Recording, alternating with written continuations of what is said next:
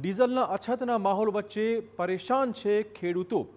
હાલ જે સમસ્યા સામે આવી રહી છે તે દ્વારકા જિલ્લામાંથી સામે આવી છે, જ્યાં હાલ ચોમાસું વાવેતર કરવાનું હોવાથી અને ઉનાળુ પાકની કાપણી કરવાની હોવાથી જગતના તાતને મોટી માત્રામાં ડીઝલની જરૂરિયાત છે। ત્યારે વૈશ્વિક સ્થિતિની અસર હવે ગુજરાતના ગામે ગામ જોવા મળી રહી છે। ખેડૂતોને ડીઝલ પૂરતી માત્રામાં નથી મળી રહ્યું। જેટલું પણ ડીઝલ ખેડૂતોને અપાય છે તેઓએ પૂરતા ડોક્યુમેન્ટ પેટ્રોલ પંપ પર બતાવવા પડે છે અને તો જ ડીઝલ આપવામાં આવી રહ્યું છે। પરંતુ હવે તે સિસ્ટમમાં પણ એક સમસ્યા આવી રહી છે। સાંભળો ખેડૂતો આ સમસ્યા વિશે શું કહી રહ્યા છે।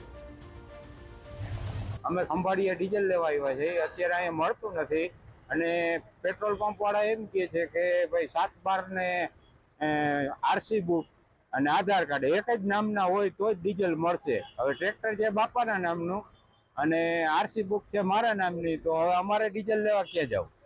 એના માટેનો એક આ પ્રશ્ન છે। ડીઝલની હાલત એટલી પોસિબલ છે, ખેડૂત અત્યારે એટલા ડકી છે, ખેડૂત કેલબા લઈને ભરાવા આવે 7, 12, 8 આરસી બુક એની ઝેરોક્ષ બધાય કાગળિયા ભેરા કરીને માગે।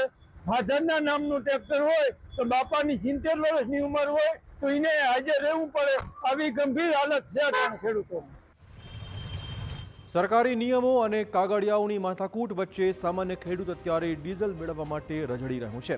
ખેડૂતોમાં સતત આક્રોશનો માહોલ છે। સરકાર પણ દાવા કરી રહી છે કે પરિસ્થિતિ કાબૂમાં છે, પરંતુ જગતનો તાત હવે સરકારને પણ કહી રહ્યો છે કે આ ડીઝલ નામની સમસ્યાનો ઝડપથી અંત લાવો, નહીં તો પરિસ્થિતિ વધુ બગડી જવાની છે। ચોમાસું માથે આવી ગયું, ખાતર ને જમીન બધી ખેડવાની બાકી છે, તો એ છતાંય આ કેવા ડીઝલ વગર થાય? કંઈ રાહત કરે સરકાર તો અમને ફાયદો મળે।